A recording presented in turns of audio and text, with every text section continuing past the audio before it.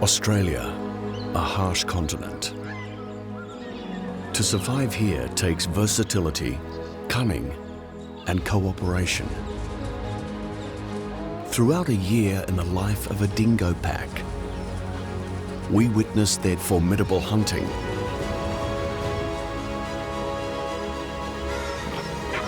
and extraordinary adaptability, enduring ferocious competition,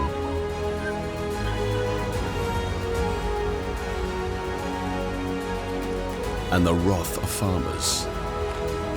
They have emerged as ecological saviours and earned their place in wild Australia.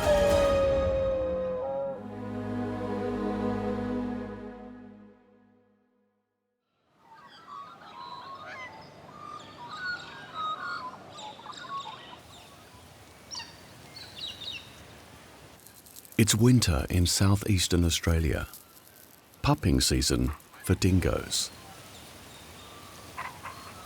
The alpha male is extra vigilant.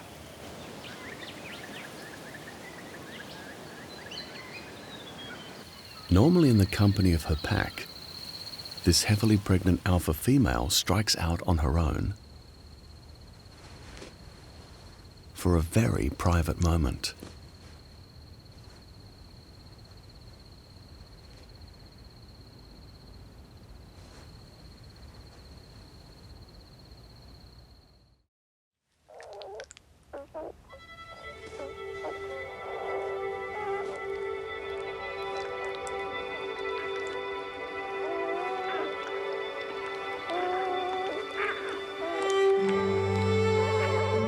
By morning, she has produced a litter of 7 dingo pups.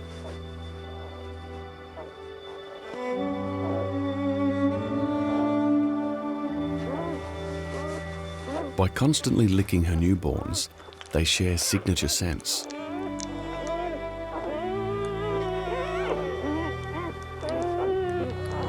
She also consumes their urine and feces, recycling valuable moisture and producing antibodies that are returned to the pups through her milk, strengthening their immune systems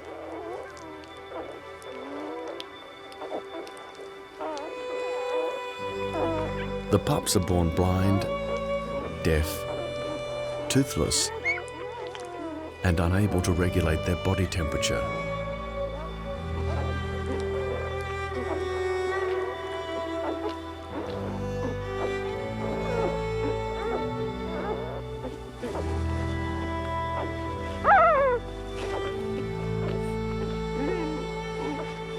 During long winter nights, they depend on their mother and litter mates for warmth.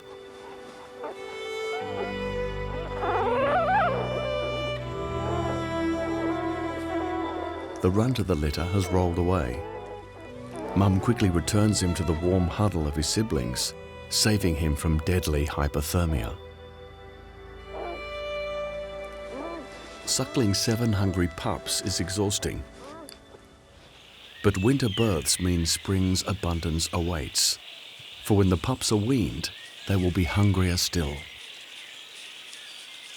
Now she needs to reacquaint herself with the pack.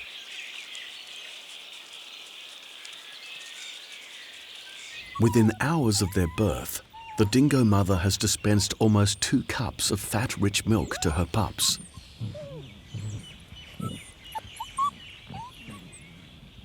Now she needs to feed. And her mate senses her return to the fold. To raise her litter, she draws not only on her own strength, but the complex support network that defines dingo society. In the dingo world, it takes the whole village to raise the young. Sometimes the well-being of the alpha female's pups comes at the expense of another female's litter. Just days ago, the dominant female killed the newborn pups of a female lower down the pack hierarchy. While seemingly brutal, infanticide maintains the pack's social structure, which centers around the breeding alpha pair and their pups. Still lactating, the subordinate female is now the wet nurse to the dominant couple's pups, reducing energy demands on their biological mum and allowing the alpha couple time to rekindle their bond.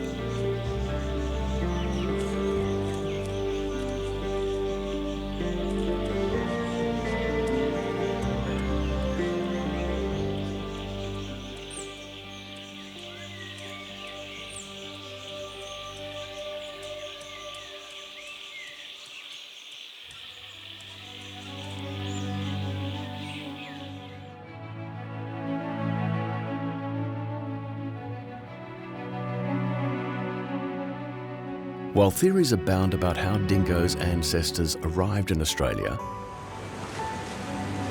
the latest evidence suggests they were the companions of hunter-gatherers, people able to travel vast distances by island hopping.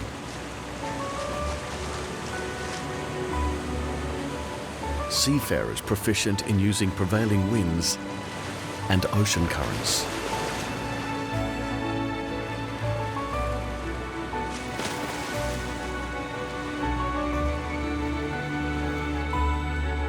It was long thought dingoes descended from wolves and the ancestors of today's domestic dogs, who lived among expanding agricultural communities. But dingoes lack the gene for digesting starch, which suggests they lived among hunter-gatherer people, not farmers. And DNA evidence has now confirmed they are, in fact, their own distinct species. Canis dingo.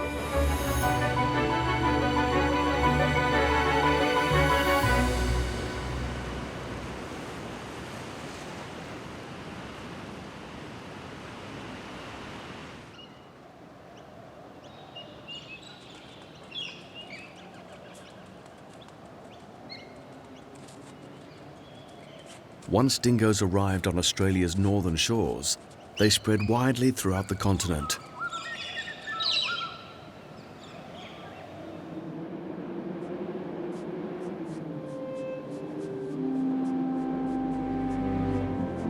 From the snow-covered Alps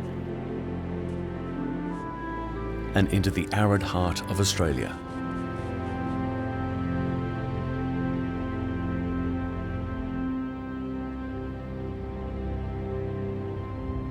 Perhaps because of their intelligence and social nature, they were adopted by Indigenous Australians as cherished companions and hunting partners.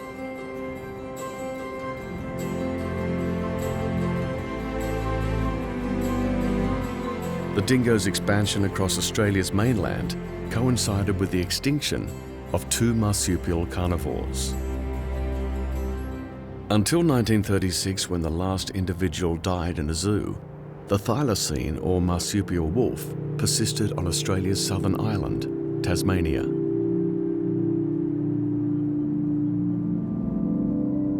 Here too the Tasmanian devil endures, long after its extinction on the mainland.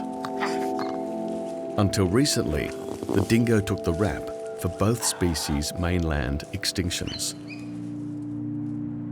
But new research suggests that sudden climate change and the rapid increase in human populations were more likely causes.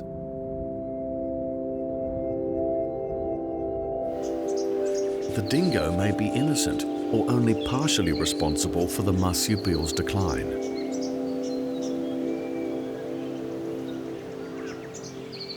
Spring is on its way, and the pack's pups are now 4 weeks old. Their eyes are open, and they're taking their first tentative steps. It's a world of unfamiliar scents and sounds.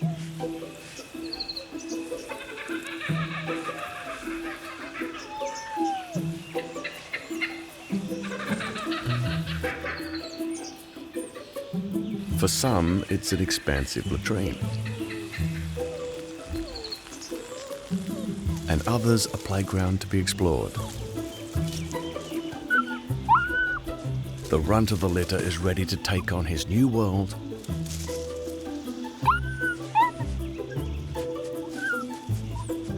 while others find it just that little bit daunting.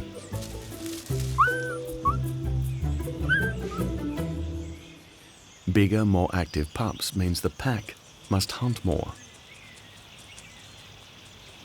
They're on rabbit relay, introducing pups to solid food. For some, the carcass is too much to get their teeth into, so the female assists by regurgitating the partly digested rabbit. It will be another month before the pups stop drinking milk entirely.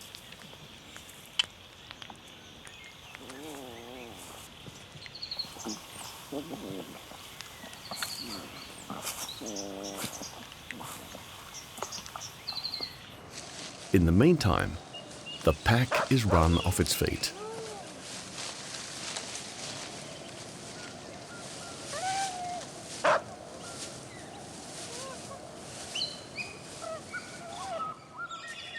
An abundance of grass means rabbits are plentiful.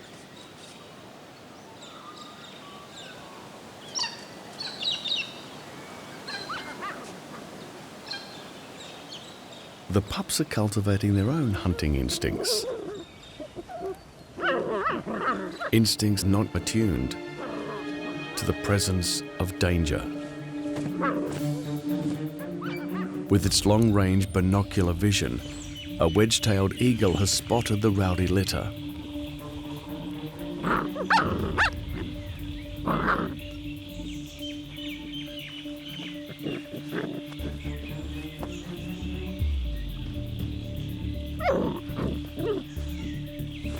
And makes a silent approach.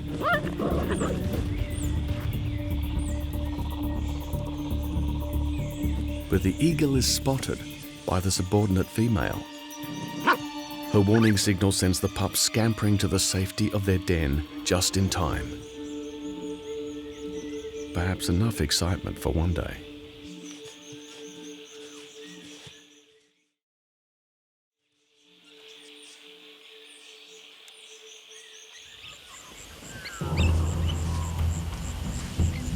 Prey small and large are all on the menu when there's a family to feed.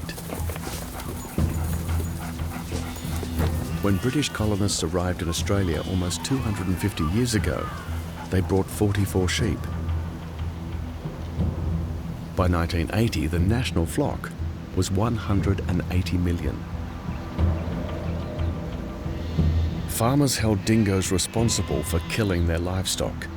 To this day, many still shoot, poison and try to banish dingoes from their farmlands. In 1885, the Australian government completed the dingo fence. Stretching 5,614 kilometres, it is the longest fence in the world. It was originally built as a rabbit-proof fence to contain a plague of introduced rabbits. When the fence failed to stop the rabbits, its height was increased to keep the dingoes out of southern sheep farming regions. It worked, but there was also an unexpected outcome. On the northern side of the fence, dingoes keep the rabbit populations in check.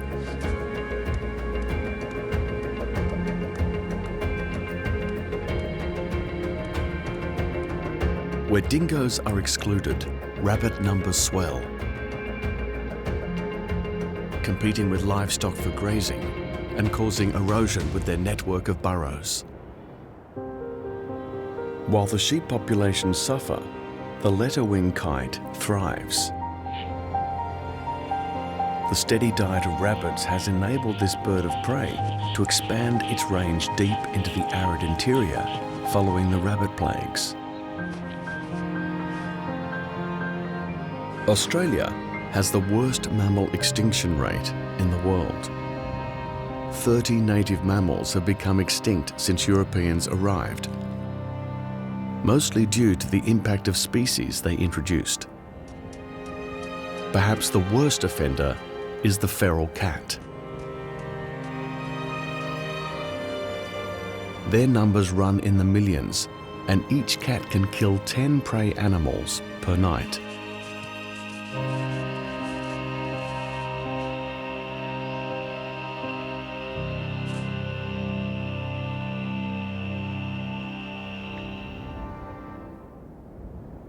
Where dingoes are present, the native animals have a better chance of survival. Not only do dingoes feed on the cats, they scare them into hiding. Cats only venture out after midnight when dingoes are less active, giving the native animals a chance to feed unharassed for a few night hours. Europeans also brought with them domestic dogs. In areas where the dogs and dingoes mixed, they interbred.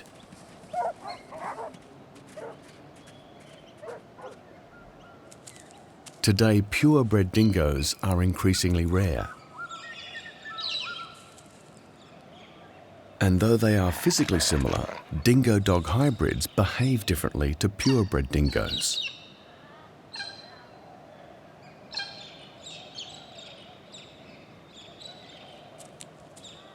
Dingoes howl, but rarely bark. But the most important distinguishing trait of a pure dingo is its breeding cycle. While female dogs breed multiple times per year, dingoes restrict breeding to just once annually.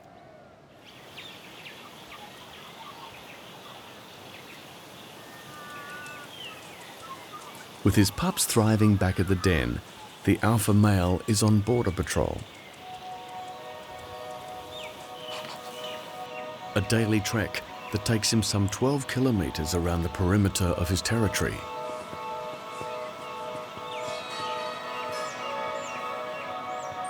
Marking his presence as he goes. His scent warns off intruders.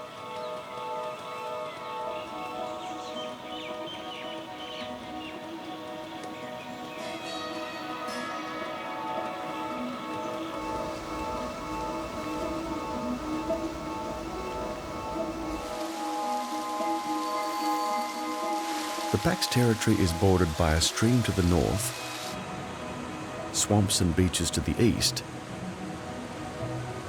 but less ideally, farmlands to the south.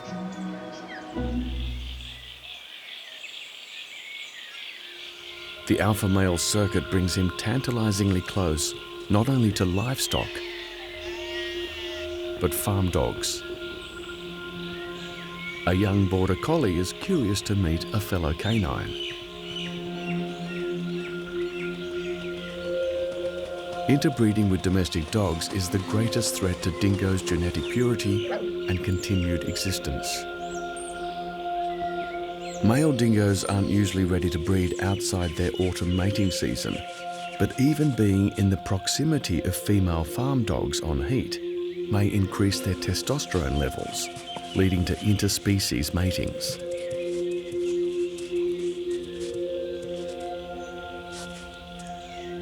Fortunately, this border collie is a young male who only seems interested in meeting a playmate.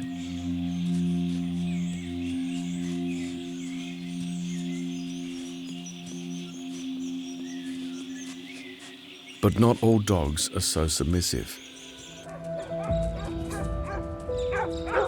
Packs of domestic dogs gone wild roam the Australian bush, harassing and killing wildlife in their path. Koalas are among the most vulnerable.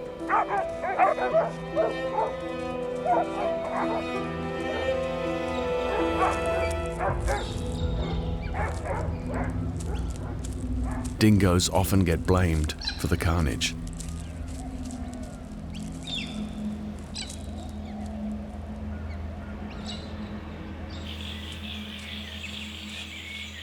With many more kilometres to cover, the alpha male signals his presence to neighbouring packs.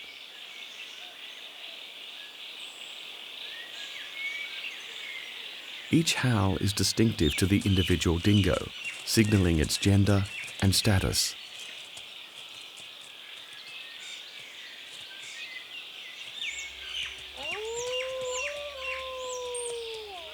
The subordinate females reply.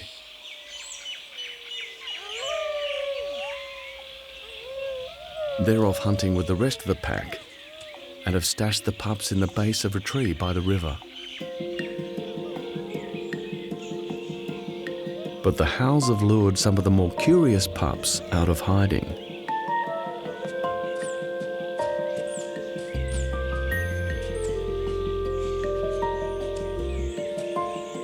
Some take it upon themselves to make their own border patrol.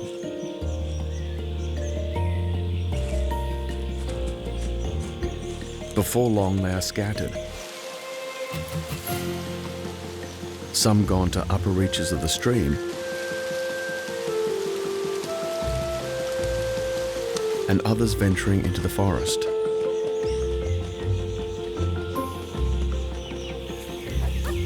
Dingo pups are intelligent,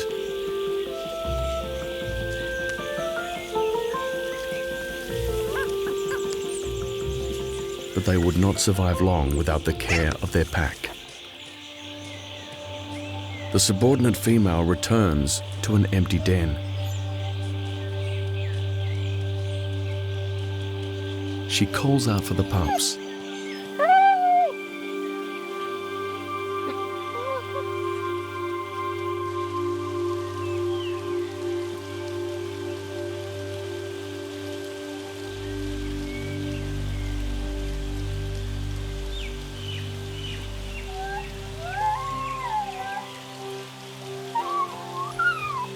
Eventually, the pups respond. She starts rounding up her scattered troops to follow her back to safety. They not only recognize her call, but her scent.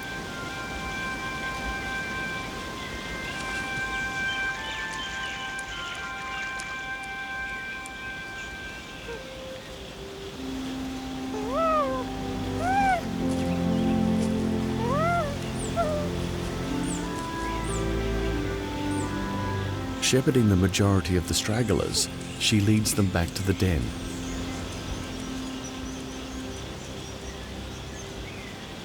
But the runt finds himself in a forest of tall grasses.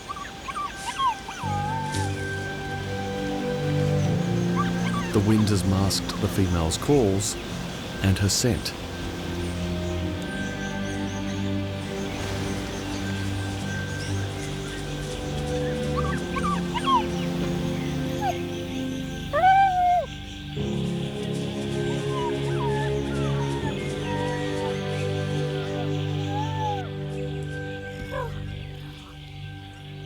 Finally, the last of the wayward pups joins the litter.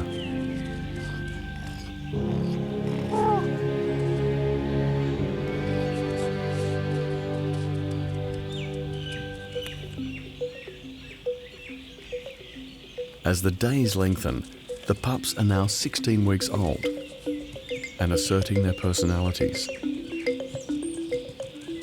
While some are bold and fearless,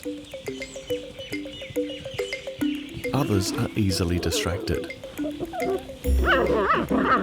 An old bone proves irresistible to one pup.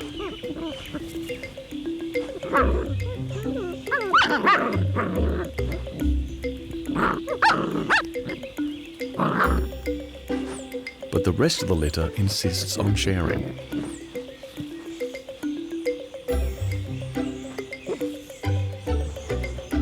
Rough and tumble builds lifelong bonds.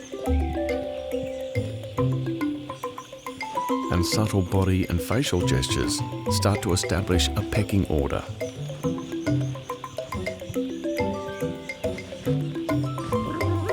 While mum is still boss, the pups are now fully weaned and on their way to independence.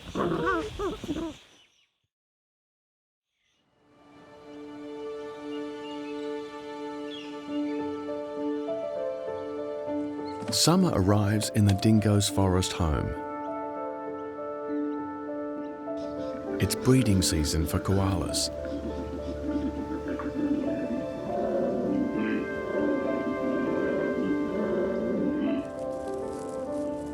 Last year's joeys have left their pouches.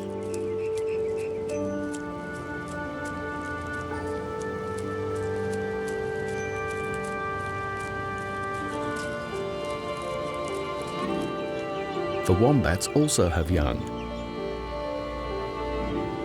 They suckle them in the safety of their burrows.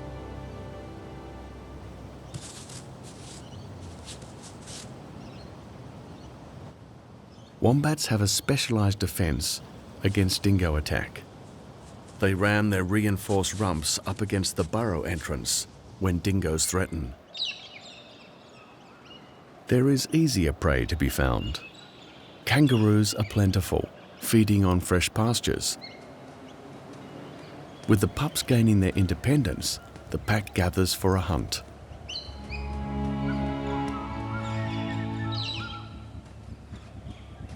Despite being surrounded by cattle and sheep, dingoes prefer to feed on kangaroos. These marsupials make up almost half their diet. Rabbits and possums comprise 30%, and insects, lizards and birds provide the rest. The alpha male and female are stalking a mob of grey roos.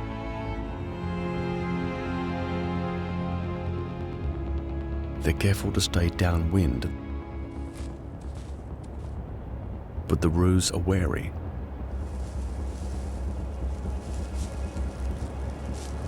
And all at once the mob takes flight.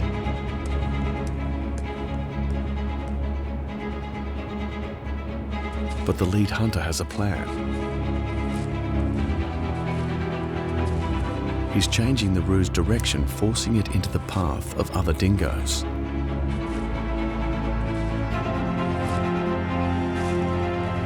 In the tall grass, the kangaroo is unable to see the other dingoes approaching.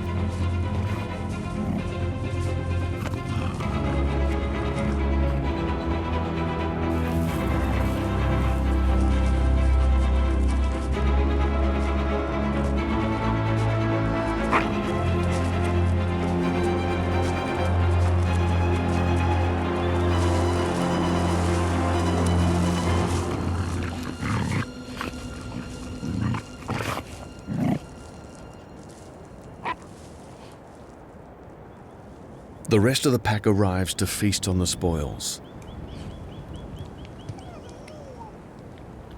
The pack is made up of related individuals, but even relatives need to be put in their place at mealtime.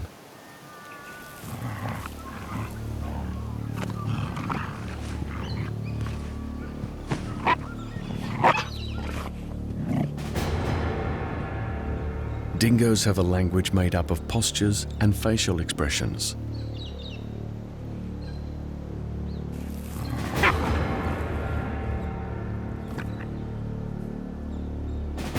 The alpha male asserts his full-thread dominance with bared teeth, ears pointed forward, and his tail held high above his back.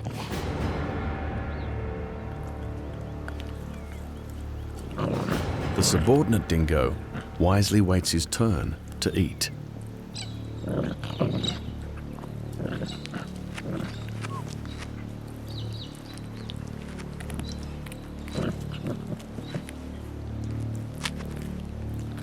These gestures are the glue that binds dingo society together.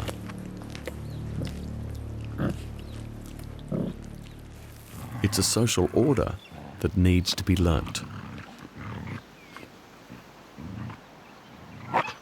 The pups rely on what the pack brings in. They wait their turn, keeping a respectful distance from dominant pack members. But they're not the only ones with an interest in the carcass.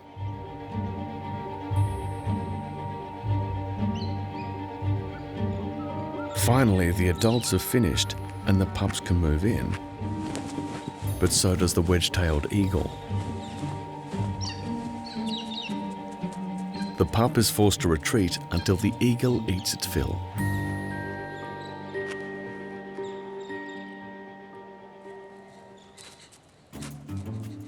Other pups show initiative by embarking on their own mini-hunts.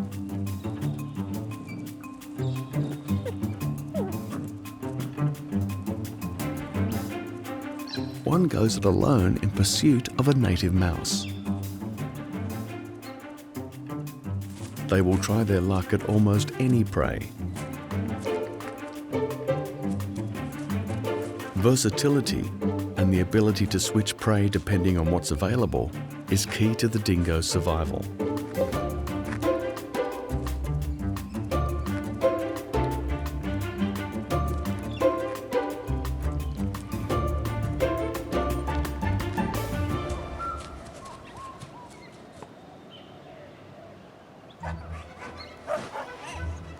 Summer is in full swing.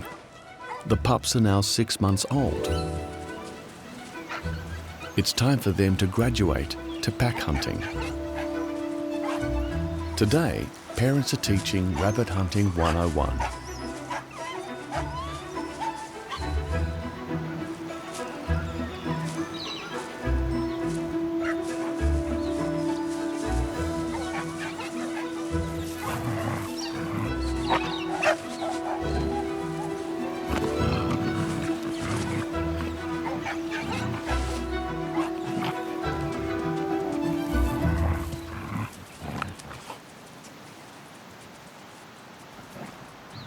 While their natural instinct is to be the aggressor, the pups must learn their place.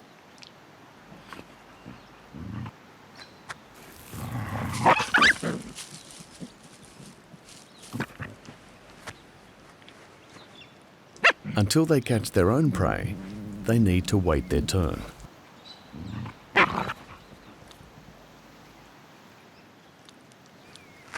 Patience is eventually rewarded.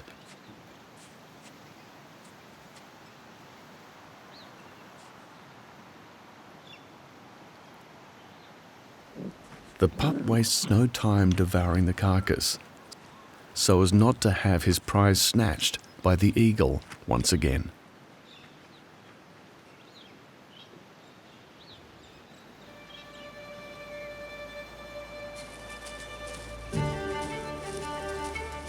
Summer is almost over. The pups are adolescents. While some have remained with the pack to help raise the next litter, a few of the young males have struck out on their own.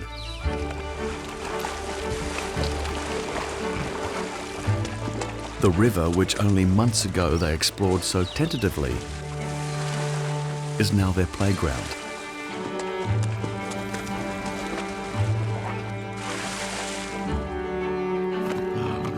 Thanks to the robust health of the alpha female and the pack, the pups are strong, energetic, and ready to graduate to an independent life.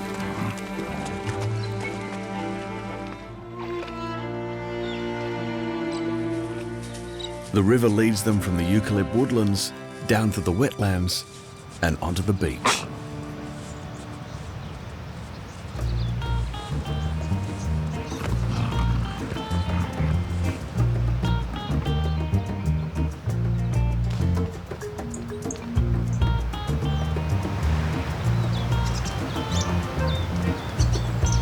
The tide leaves a tasty range of flotsam for these beach boys to scavenge.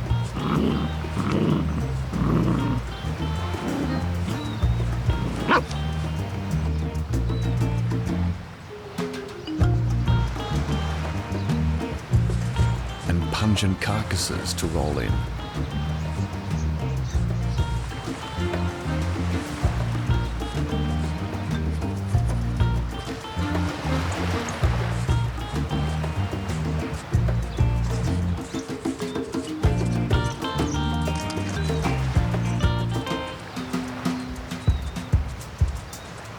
This extremity of their home range also introduces them to some unfamiliar prey.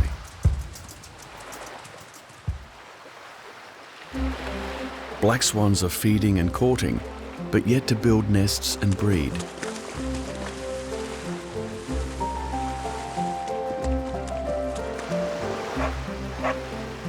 The rowdy young dingoes can't resist a good chase.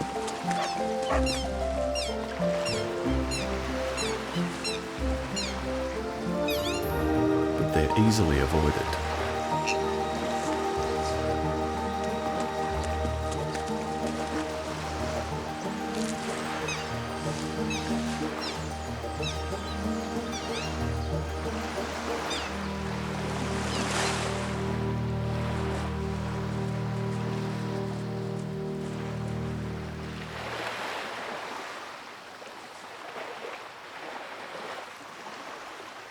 This goanna is on the search for bird eggs, fattening up before autumn sets in. Whilst an expert tree climber, he's caught off guard on the beach.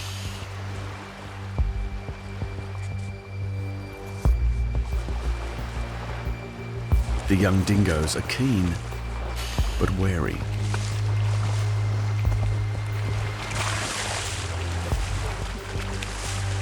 These large lizards have sharp teeth and saliva laced with venom. A bite would likely become seriously infected.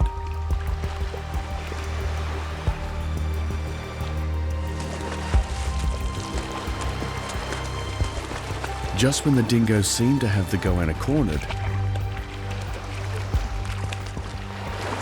it makes a surprising escape.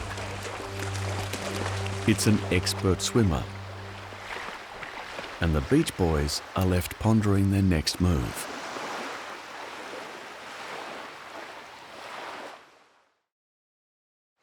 The dingoes in this part of Australia have food choices aplenty, but it's not always so for their desert relatives. Sparsely populated, arid Australia supports some of the last of the continent's pure dingoes.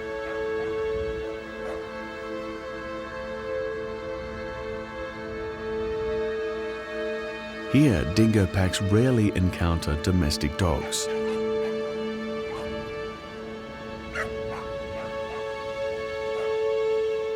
Reptiles, rabbits, and other small mammals make up the majority of the desert dingo's diet, with kangaroos also on the menu when the opportunity arises. In drought, kangaroos become thinly spread.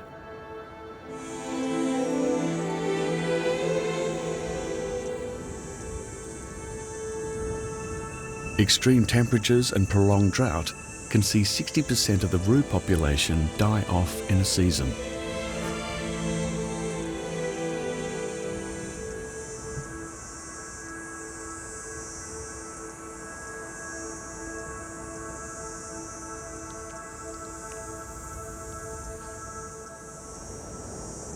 This large male wallaroo conserves moisture in the shade, staying close to the rapidly evaporating waterhole nearby.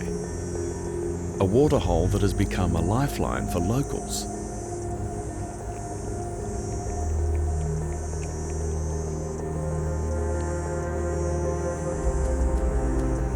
Including this juvenile dingo.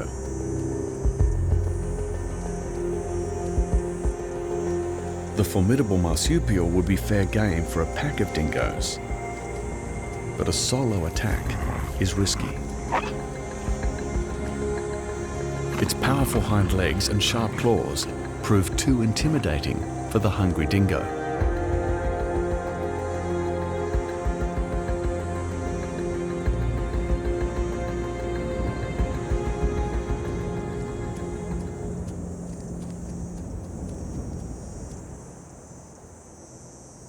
When drought sucks the life out of natural watercourses, dingoes are forced to find water where they can. Bore-fed dams on vast outback farms are often a last resort, not just for the dingoes.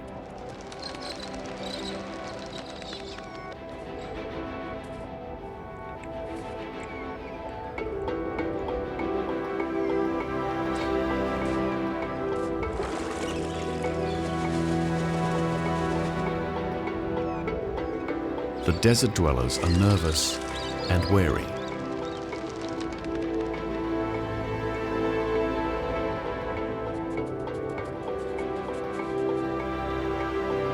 Even those who have not yet quenched their thirst defer to the dingo. This mum has lost all but one of her pups to the drought.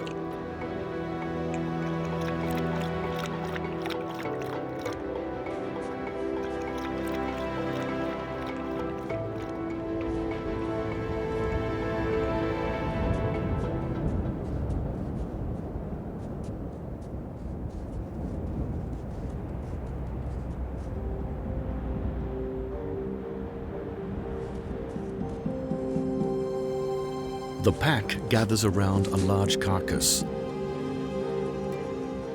But this starving outsider is unwelcome.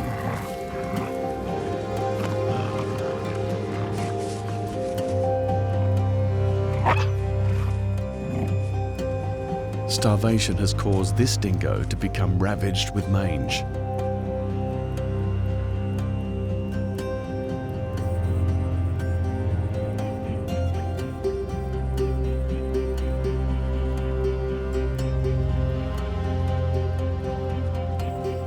The alpha male asserts his dominance.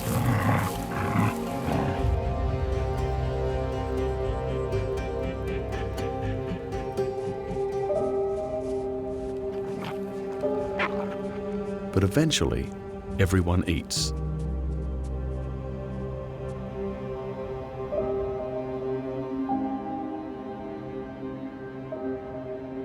The extreme heat drives even water-efficient reptiles to the waterhole. The goanna's close cousin, the parenti, is capable of killing small kangaroos and dingo pups if they get the chance.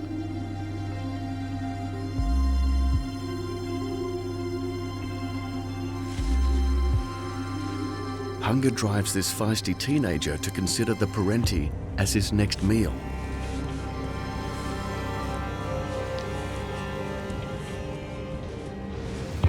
And the parenti sizes up the young dingo. He calls for backup, but no one comes.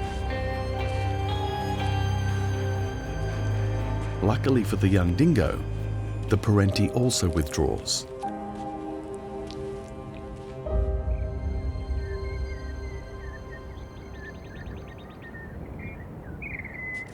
It's the dingo's ability to take advantage of any opportunity that makes them the great desert survivors that they are.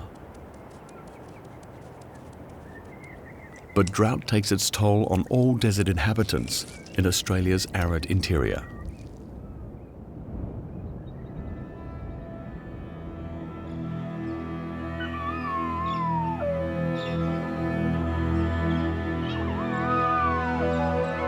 It's now mid-autumn, the height of the mating season for the forest pack. Tensions are running high.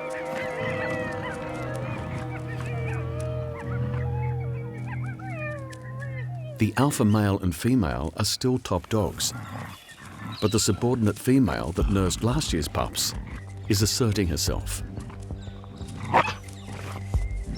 The alpha male sees her off.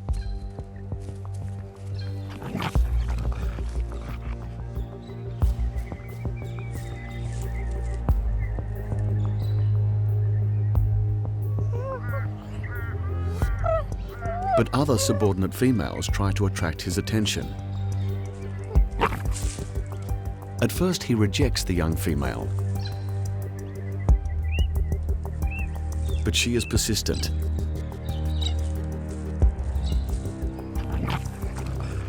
Eventually, the alpha male shows interest. Much to the ire of the alpha female, who sticks close by with her tail raised.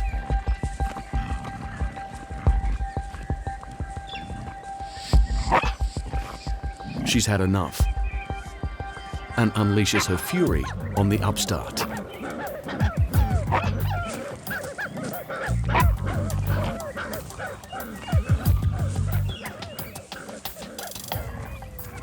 The underdog gets off lightly. While defending her position has come at a price, the alpha female has reclaimed her mate's attentions.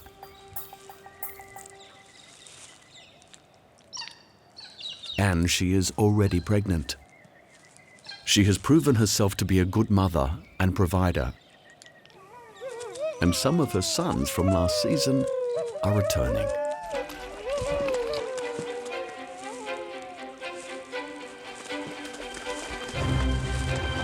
The Beach Boys make their way homeward, following the upper reaches of the stream into the forest.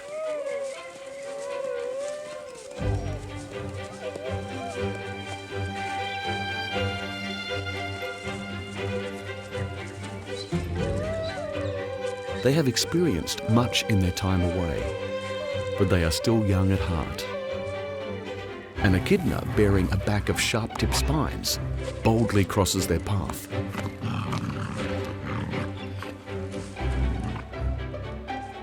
Experienced dingoes have a knack of flipping them over to get at the vulnerable fleshy part of this prickly customer. Try as they may, the teenagers just can't seem to find a way in.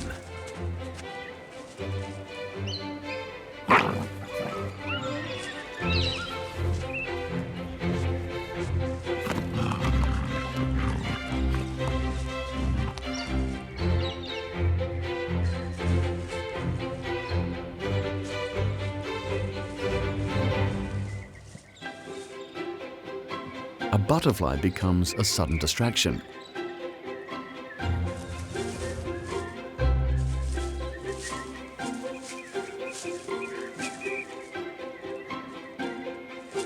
And an opportunity for the echidna to make a timely escape.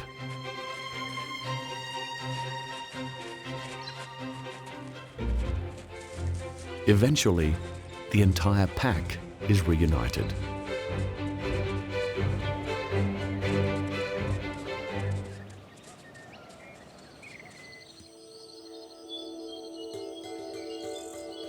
It's midwinter.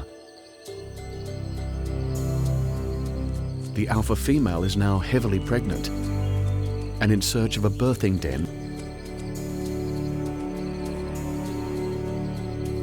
while her partner stands guard.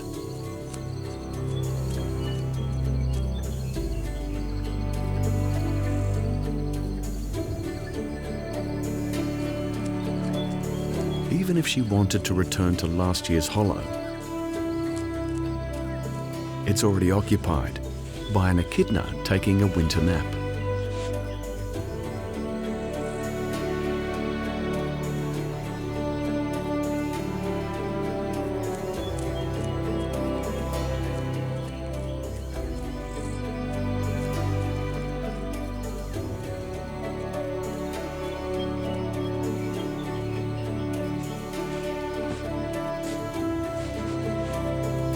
She settles on the base of a massive river gum.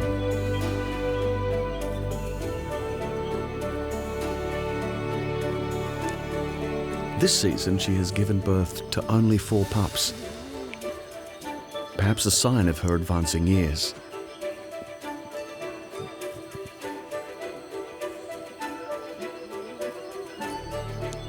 But in her lifetime, she has already managed to raise 20 dingoes to adulthood. They are now part of her support team.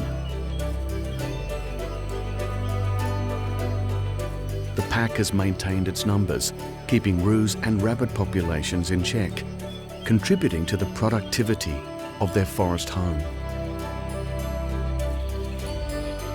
Left to their own devices, dingoes adapt to the ebb and flow of the seasons. They manage the social order of their packs and their population sizes.